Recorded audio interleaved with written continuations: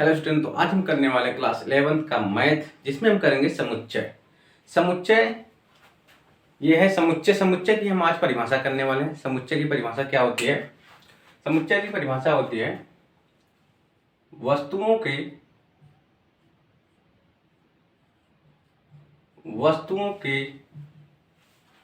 वस्तुओं के साथ साथ आप कुछ भी ले सकते हैं, जैसे कोई भी वस्तुओं के सुपरिभाषित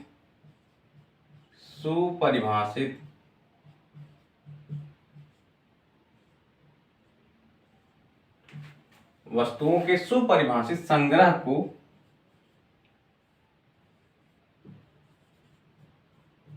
समुच्चय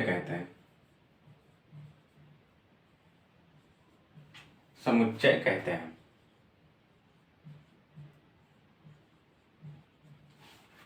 अब ये सुपरिभाषित क्या है, संग्रह क्या है, इसको हम थोड़ा सा जान लेते हैं। जैसे आपके पास मान लीजिए आपके पास ढेर सारी बुक्स हैं। आप कहेंगे आपके बुक में जो आप पढ़ते हैं, जैसे आप मान लीजिए 11 में है, कक्षा 11 में, तो कक्षा 11 के मैथ में आपके कितने चैप्टर हैं, तो वो एक संग्रह हो गया, वो आपका एक समुच्चय बन गया। उसी तरह मान लीजिए आपके पास हम कुछ एग्जाम्पल दे रहे हैं।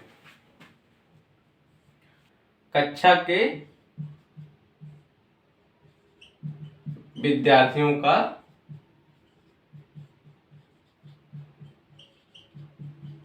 समुच्चय। तो आपकी क्लास में कितने बच्चे होंगे? 60 होंगे, 70 होंगे, 100 होंगे, ज्यादा ज्यादा 110 होंगे। तो जितना होगा उतना क्लियर होगा आपको। तो जैसे मान लीजिए आपके कक्षा में 100 बच्चे हैं, तो वो सुनिश्चित है 100 बच्चे ही रहेंगे, उससे ज्यादा नहीं होंगे। तो यहाँ पे आपका ये क्लियर है कि आपके कक्षा 11 में आपकी कक्षा में तो 100 बच्चे हैं, तो ये फिक्स है 100 बच्चे ही रहेंगे, एक्स्ट्रा उसमें बाद में नहीं आएंगे। तो वैसे मान लीजिए ये सुनिश्चित है, तो यहाँ ये सुपरिभाषित हो गया। तो जो कक्षा में जो स्टूडेंट का, जो विद्यार्थियों का कलेक्शन है, संग्रह है, एक प्रकार से आप कह लीजिए जो कक्षा, ये आपकी क्लास है, इसमें 100 बच्चे हैं, तो ये आपका फिक्स है। ये जो कक्षा में विद्यार्थियों का आपका संग्रह है, ये फिक्स है, तो ये एक सुपरिभाषित हो गया। अगर ये सुपरिभाषित हो गया तो हम कहेंगे जो आपकी कक्षा में विद्यार्थियों का संग्रह है वो एक समुच्चय है। वैसे आप मान लीजिए भारत के अच्छे गेंदबाज का समुच्चय, अच्छे गेंदबाज का संग्रह।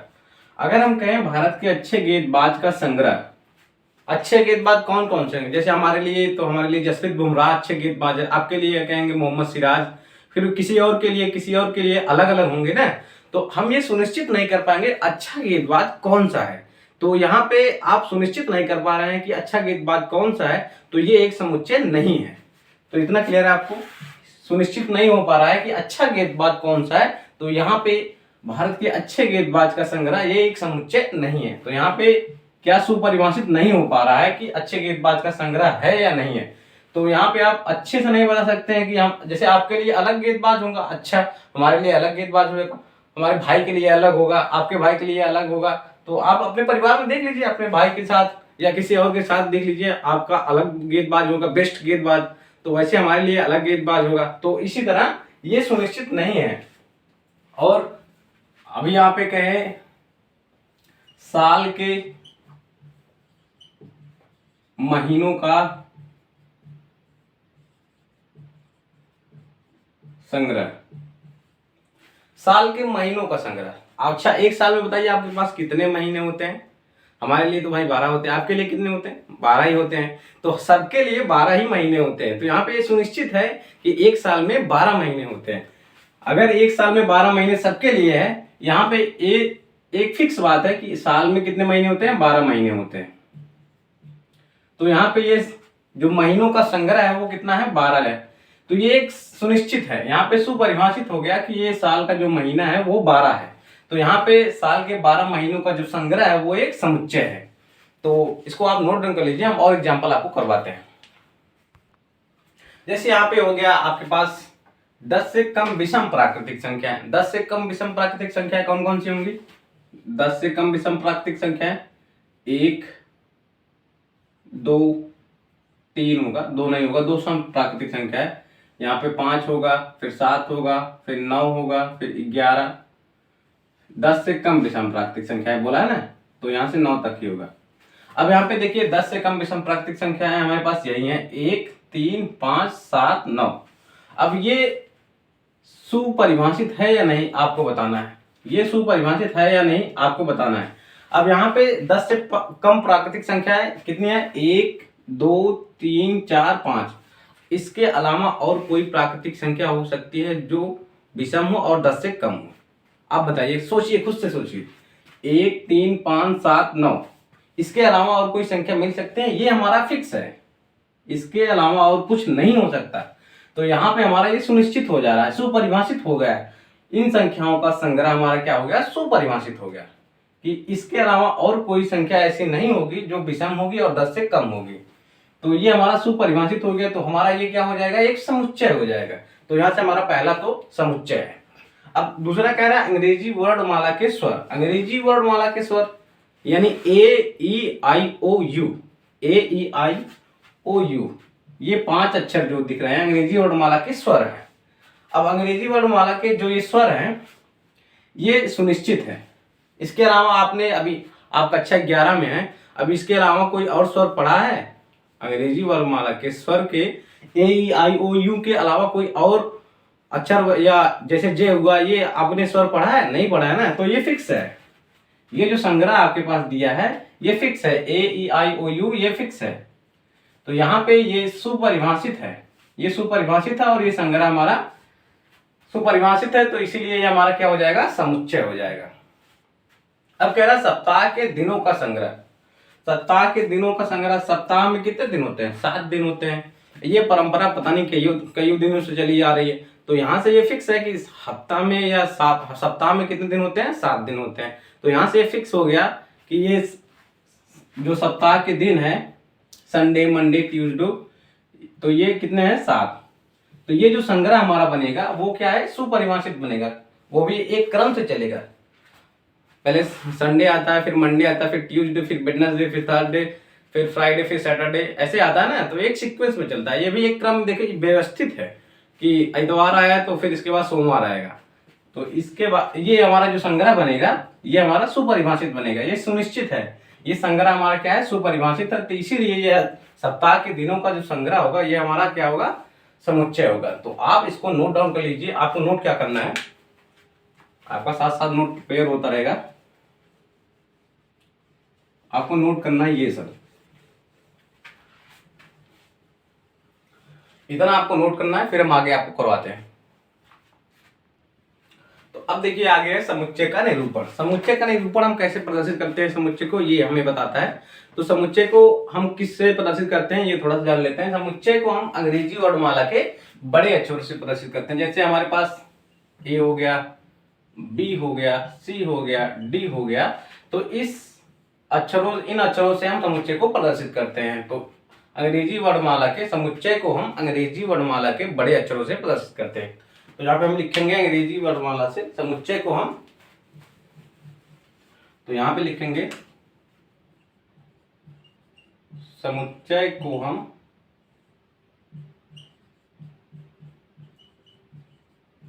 अंग्रेजी वर्णमाला के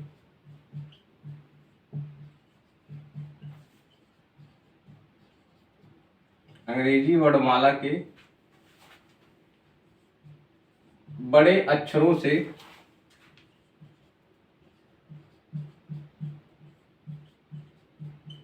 प्रदर्शित करते हैं।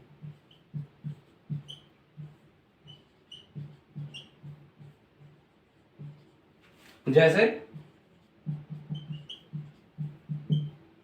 ABC डॉट, ऐसे हम XYZ। तो अगर समुच्चय को हम अंग्रेजी वर्णमाला के बड़े अक्षरों से प्रदर्शित करते हैं, इसको आप नोट डाउन कर लीजिए। फिर इसके बाद है,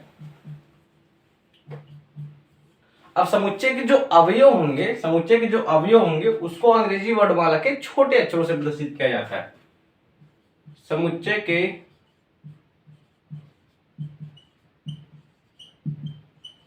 अवयवों को अंग्रेजी वर्णमाला के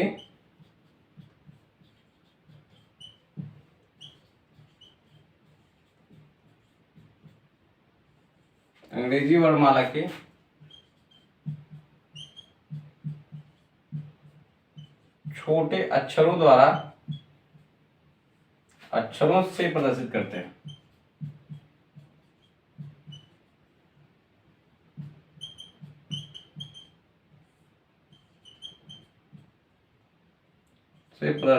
हैं।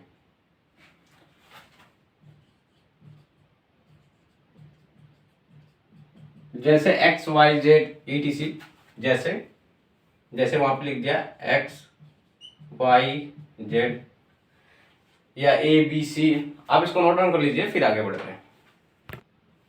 तो अब आगे बढ़ते हैं समुच्चय को प्रदर्शित करने की विधि। समुच्चय को प्रदर्शित करने की दो विधि हैं, जिसमें पहली विधि है रोस्टर विधि, दूसरी विधि है समुच्चय निर्माण विधि। तो सबसे पहले इसका डायग्राम बना लेते हैं। समुच्चय को प्रदर्शित करने की दो विधि हैं, पहली रोस्टर विधि,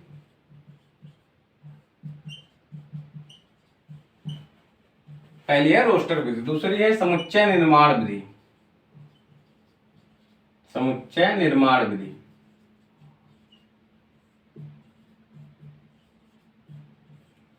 अब इसमें क्या है, जो अवयव होंगे समुच्चय के अवयव होंगे, उसमें जैसे मान लीजिए समुच्चय के अवयव हैं ABCDE। अब ये समुच्चय के अवयव होंगे। इस विधि में हम समुच्चय के अवयवों को कामा लगाकर लिखते हैं। जो रोस्टर विधि होता है उसमें समुच्चय के अवयवों को हम कामा लगा के लिखते हैं। A लिखे, B, C, D, E, F, ऐसे ही लिखते हैं। लेकिन इस विधि में हम समुच्चय के अवयवों को किसी विशेष गुण से प्रदर्शित करते हैं। जैसे यहाँ पे मान लीजिए समुच्चय के जो अवयव हैं उसको x से प्रदर्शित कर रहे हैं, तो यहाँ पे हम विसर्ग लगाते हैं।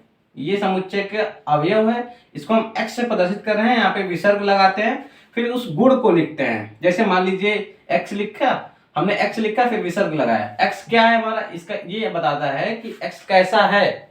x की यहाँ पे x लिख दिया, अब यहाँ पे x की जो प्रॉपर्टी होगी, जो गुण होगा वो लिखेंगे। जैसे x लिख दिया तो x क्या है हमारा, जैसे यहाँ पे x लिखा तो x हमारा एक प्राकृतिक संख्या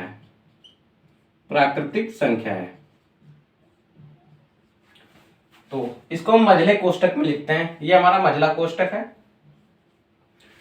तो यहाँ पे समुच्चय निर्माण विधि में हम कैसे लिखेंगे, x सच दैट, यहाँ पे x कैसा है, x एक प्राकृतिक संख्या है। तो हम कैसे लिखेंगे इसको, अगर इसी समुच्चय को हमें लिखना रहे इस विधि में तो हम कैसे लिखेंगे, x सच दैट x हमारी एक क्या है, प्राकृतिक संख्या है। तो x क्या है हमारा, प्राकृतिक संख्या। तो प्राकृतिक संख्या क्या होती है, 1, 2, 3, 4, ऐसे ना चलता रहेगा। तो ये हो गया, मतलब इसको हमने अभी क्या हमारा रोस्टर विधि है। रोस्टर विधि को हम समुच्चय निर्माण विधि में आसानी से किसी विशेष गुण द्वारा प्रदर्शित कर दिया। तो यहाँ पे इसको किस शॉर्ट विधि से लिख दिया कि x सच दैट x क्या है, एक प्राकृतिक संख्या है। इसको हम विसर्ग पढ़ते हैं। तो आप इसको नोट डाउन डायग्राम बना लीजिए, फिर हम परिभाषा लिखवाते हैं बारी बारी से, ताकि नोट्स आपका बनता रहे। तो यहाँ पे देखिए रोस्टर विधि की परिभाषा क्या है। रोस्टर विधि में हम समुच्चय के अवयवों को सूचीबद्ध किया जाता है तथा एक दूसरे को अर्धविराम द्वारा पृथक किया जाता है। पृथक किया जाता है मतलब अलग अलग किया जाता है। जैसे यहाँ पे आप मान लीजिए, जैसे यहाँ पे आपको दे दिया, कह दिया बनाना, BANANA, कह रहा बनाना को आप रोस्टर विधि में समुच्चय बनाइए, रोस्टर विधि से समुच्चय बनाइए। तो यहां से आप क्या करेंगे, बनाना को आप कैसे लिखेंगे, B, फिर कॉमा लगाएंगे। अब आगे क्या है, A है, फिर A लिख दिए, फिर कॉमा लगाएंगे। अब आगे क्या है, N है, तो यहाँ पे N लिख दिए, फिर क्या है, A है। अब रोस्टर विधि में एक चीज ध्यान देने वाली क्या है, अगर कोई भी अवयव, ये अवयव है हमारे, अगर कोई भी अवयव 2 बार आ जाता है तो उसको हम एक ही बार लिखते हैं। जैसे यहाँ पे हमने A एक बार लिख दिया है, यहाँ पे A एक बार लिख दिया है, तो अब A हम दोबारा नहीं लिखेंगे इसमें। फिर क्या है, N है, एन के बाद फिर एन आ जा रहा, मतलब यहाँ पे देखिए बी लिखा हमने, फिर कॉमा लगाया, फिर ए लिखा, यहाँ पे ए हो गया, फिर कॉमा लगाया, फिर एन आया, यहाँ तक कोई दोबारा नहीं आ रहा था। अब फिर देखिए यहाँ पे कॉमा लगाया, फिर ए आ गया, ए आ गया, लेकिन ए हमने पहले एक बार लिख दिया है तो इसको नहीं लिखेंगे। फिर कॉमा लगाया, फिर एन है, एन एक बार यहाँ पे हो चुका है तो इसको हम नहीं लिखेंगे। फिर ए है, ए एक बार हो चुका है तो नहीं लिखेंगे। तो हमारा बनाना का जो रोस्टर विधि है वो इस तरह से बी कॉमा ए कॉमा एन। इसी तरह से आप मैथमेटिक्स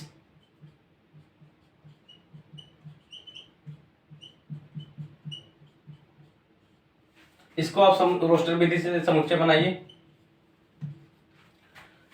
इसको आप रोस्टर विधि में लिखिए तो आप पहले क्या लिखेंगे, एम कॉमा फिर ए, फिर कॉमा फिर टी, फिर कॉमा फिर एच, फिर कॉमा फिर ई, फिर कॉमा फिर ए सॉरी एम, एम यहाँ पे हो। अब यहाँ पे देखिए एम आ गया, यहाँ पे हम एक बार लिख चुके हैं तो एम को हम स्किप कर देंगे, एम को हम छोड़ देंगे। फिर कॉमा ए, यहाँ पे फिर ए है, यहाँ पे ए हो चुका है, यहाँ पे ए आ चुका है तो हम एक ही बार लिखते हैं। जो 2 बार आता है, 3 बार आता है, 4 बार आता है, हम उसको रोस्टर विधि बनाते समय एक बार लिखते हैं। तो यहाँ पे देखिए ए तो आ चुका है, यहाँ पे ए आ चुका है तो ए को छोड़ देंगे। फिर देखिए टी, टी यहाँ पे है ऑलरेडी है पहले से तो टी को छोड़ देंगे। फिर आई है तो यहाँ पे हम आई लिख देंगे क्योंकि यहाँ पे हमारा आई नहीं आया था। फिर कॉमा लगाएंगे, फिर आगे आई के बाद क्या है, सी है, सी इसमें नहीं है तो सी लिख देंगे। फिर कॉमा फिर एस, एस इसमें नहीं आया है तो एस लिख देंगे। तो ये हमारा रोस्टर विधि हो गया। जैसे आपको एक एग्जांपल और करवाते हैं, जैसे यहाँ पे इंग्लिश हो गया, ENGLISH, इंग्लिश को समुच्चय रोस्टर विधि से लिखे तो यहां से क्या लिखेंगे, ई कॉमा एन कॉमा जी कॉमा एल कॉमा आई कॉमा एस कॉमा एच। अब यहाँ पे देखिए कोई भी अवयव दोबारा नहीं आया है तो यहाँ से हमारा ये एकदम सेम वैसे आगे, बस कॉमा लगा के हमको लिखना था। अगर जो 2 बार आएगा, 3 बार आएगा, उसको हम एक ही बार लिखेंगे। तो यहां से आपको क्लियर है हम कैसे लिखेंगे। अब बोल दिया यहाँ पे 26 67 को रोस्टर विधि से समुच्चय बनाइए। तो यहां से हम क्या लिखेंगे, 26 67 को हम रोस्टर विधि से समुच्चय बनाना। तो यहां से 2 लिख देंगे कॉमा फिर 6। अब यहाँ पे फिर 6 आ गया तो 6 को नहीं लिखेंगे, फिर 7 को लिखेंगे तो हमारा 7 हो गया।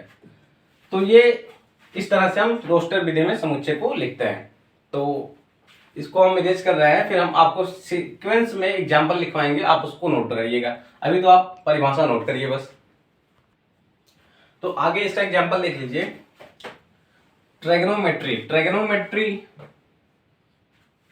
ट्रैग्नोमेट्री को हमें रोस्टर रूप में लिखना है। तो सबसे पहले क्या लिखेंगे, टी, फिर क्या लगाएंगे, कॉमा, फिर आगे कौन सा वर्ड है, वर्ड है आर, तो आर लिखेंगे।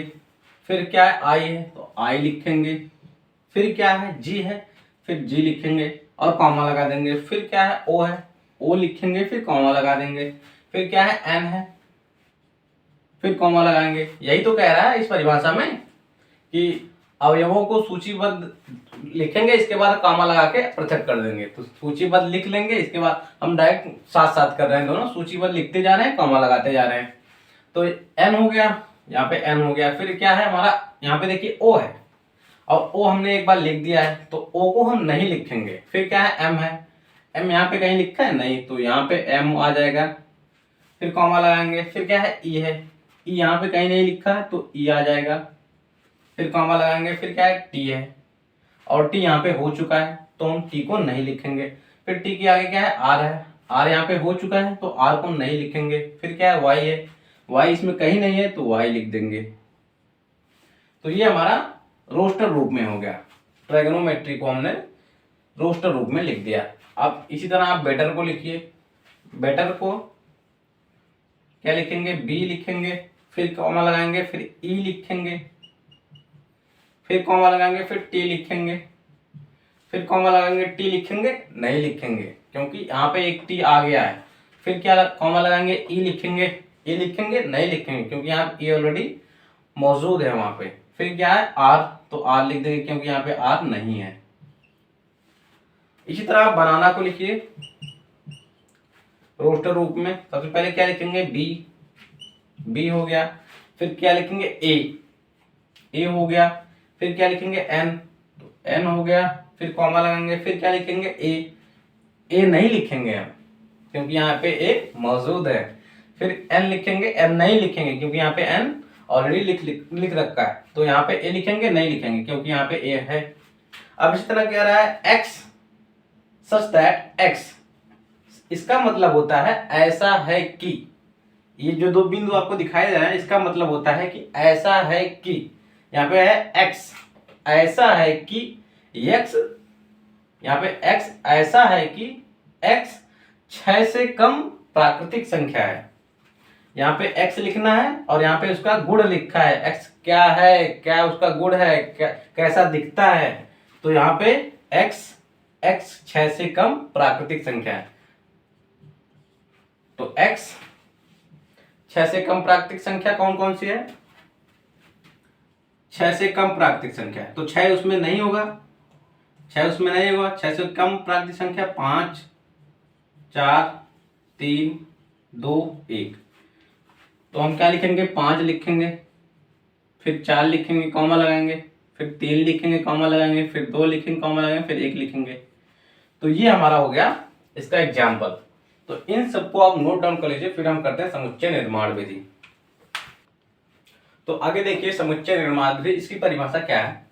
कह रहा इस विधि में समुच्चय के अवयवों को निरूपित करने वाले चर x के पश्चात, जो हम समुच्चय के अवयव होते हैं उसको x से निरूपित करते हैं, उसके पश्चात हम क्या करते हैं, विसर्ग का प्रयोग करते हैं। विसर्ग का प्रयोग करते हैं, यहाँ पे प्रयोग 2 बार हो गया है तो इसको हम मिटा देते हैं। प्रयोग करते हैं, तत्पश्चात समुच्चय के प्रत्येक अवयव द्वारा अनुपालित गुण को अंकित करके कोष्ठक में बंद कर देते हैं।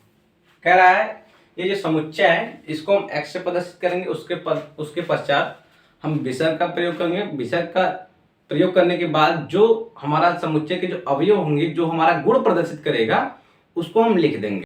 चलिए करते हैं इसके उदाहरण। कह रहा है a बराबर 1, 4, 9, 16, 25, 1, 4, 9, 16, 25। आपको दिखाई दे रहा है यहाँ पे कुछ इसका गुण। 1 का वर्ग करेंगे तो कितना आएगा 1, फिर 2 का वर्ग करेंगे कितना आएगा 4, फिर 3 का वर्ग करेंगे कितना आएगा 9, फिर यहाँ पे 4 का वर्ग करेंगे कितना आएगा 16, फिर यहाँ पे 5 का वर्ग करेंगे कितना आएगा 25। तो इसको हम कैसे लिखेंगे समुच्चय निर्माण विधि में, हम लिखेंगे x, ये क्या है हमारा विसर्ग का चिन्ह है, तो यहाँ पे x हो गया। x हमारा कैसा है, x स्क्वायर है। यहाँ पे x हमारा कैसा है, x स्क्वायर है। और x हमारा क्या है, प्राकृतिक संख्या है। हम प्राकृतिक संख्या का ही वर्ग कर रहे हैं ना, तभी तो हमें ये मिल रहा है। यहाँ पे देखिए 1 का वर्ग किए कितना आया 1, फिर 2 का वर्ग किए कितना आया 4, तो 1 प्राकृतिक संख्या है, फिर 2 प्राकृतिक संख्या, फिर 3 का वर्ग कर रहे हैं तो आ रहा है 9, फिर 4 का वर्ग कर रहे हैं कितना आ रहा है 16, इसी तरह 5 का वर्ग कर रहे हैं कितना आ रहा है 25।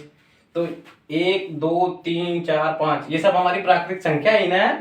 तो यहाँ से 1, 2, 3, 4, 5 इसी तरह आगे हम करते चले जाएंगे। तो हमारा x क्या है, x इन्हीं संख्याओं में से कोई एक संख्या है, मतलब सीक्वेंस आप ले सकते हैं। कैसे, यहाँ पे x हमारा क्या है प्राकृतिक संख्या, यहाँ पे हमने यहाँ पे आपको प्रदर्शित कर दिया। और इसका गुण क्या है कि सभी संख्याओं का, सभी प्राकृतिक संख्याओं का वर्ग है, और इसको हम लिखेंगे कहाँ यहाँ पे। तो ये हमारा समुच्चय निर्माण विधि में हो गया। अब इसी तरह दूसरा कर लीजिए। दूसरा है 2, 4, 6, 8, 10। 2, 4, 6, 8, 10। अब यहाँ पे देखिए 2 क्या है सम संख्या, 4 क्या है सम संख्या, 6 क्या है सम संख्या, 8 क्या है सम संख्या, 10 क्या है सम संख्या, इसके बाद आएगा 12, 14, फिर इसी तरह से। तो हम क्या लिखेंगे यहाँ पे x सच दैट, यानी x हमारा ऐसा है कि x एक सम संख्या है, सम संख्या है। अच्छा, आप इसको इस तरह से भी लिख सकते हैं, x सच दैट x बराबर 2n+1, सॉरी 2n+1 विषम संख्या से प्रदर्शित किया जाता है, 2n, और n हमारा क्या है, नेचुरल नंबर। आप इसको इस तरह से भी प्रदर्शित कर सकते हैं। यहाँ पे हमारा n का मान अगर 1 रखेंगे कितना आएगा, 2, फिर 2 रखेंगे कितना आएगा, 4, तो आप लिखते चले जाएंगे ऐसे। फिर यहाँ पे n का मान 3 रखेंगे आएगा 6। तो आप चाहे इस तरह से लिखिए चाहे इस तरह से लिखिए, आप 1000 मेथड बना सकते हैं ऐसे, अगर आपका दिमाग काम कर रहा है तो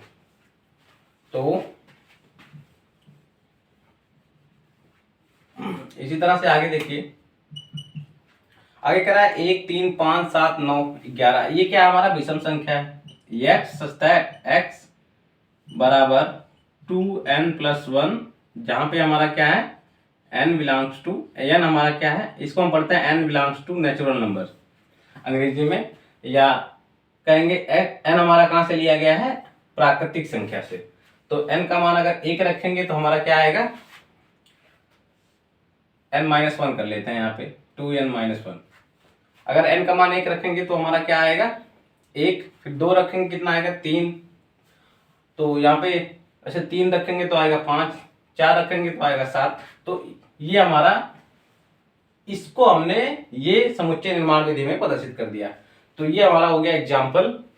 तो इस वीडियो में बस यहीं तक, मिलते हैं नेक्स्ट वीडियो।